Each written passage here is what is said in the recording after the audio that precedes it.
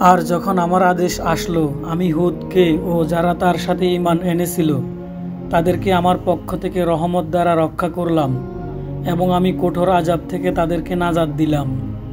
এই আদ জাতি তারা তাদের রবের আয়াতসমূহ অস্বীকার করেছিল এবং অমান্য করেছিল তার রাসূলদের, আর তারা অনুসরণ করেছিল প্রত্যেক উদ্ধত হঠকারী নির্দেশ।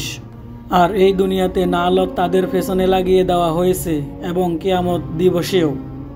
জেনে রাখো, নিশ্চয়ই আদ জাতি তাদের রবের সাথে কুফরি করেছে। জেনে রাখো, হুদের কওম আদ জাতির জন্য রয়েছে ধ্বংস। আর সামুদ জাতির প্রতি পাঠিয়েছিলাম তাদের ভাই সালিহকে। সে বলল, হে আমার কওম, তোমরা আল্লাহর ইবাদত করো, তিনি ছাড়া তোমাদের কোনো সত্য ইলাহা নেই। তিনি তোমাদেরকে সৃষ্টি করেছেন মাটি থেকে এবং সেখানে তোমাদের জন্য আবাদের ব্যবস্থা করেছেন। সুতরাং তোমরা তার কাছে ক্ষমা চাও, অতঃপর তারই কাছে তওবা করো। নিশ্চয়ই আমার রব নিকটে সাড়াদানকারী।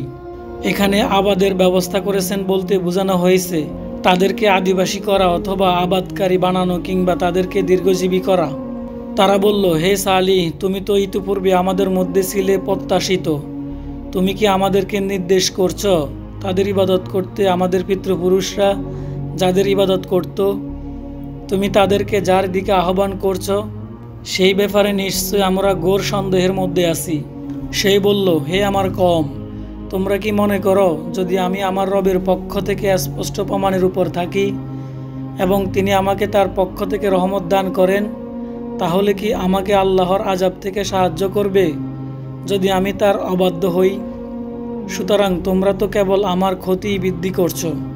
আর হে আমার কওম, এটি আল্লাহর ওট, তোমাদের জন্য নিদর্শন স্বরূপ, তাই তোমরা একে ছেড়ে দাও।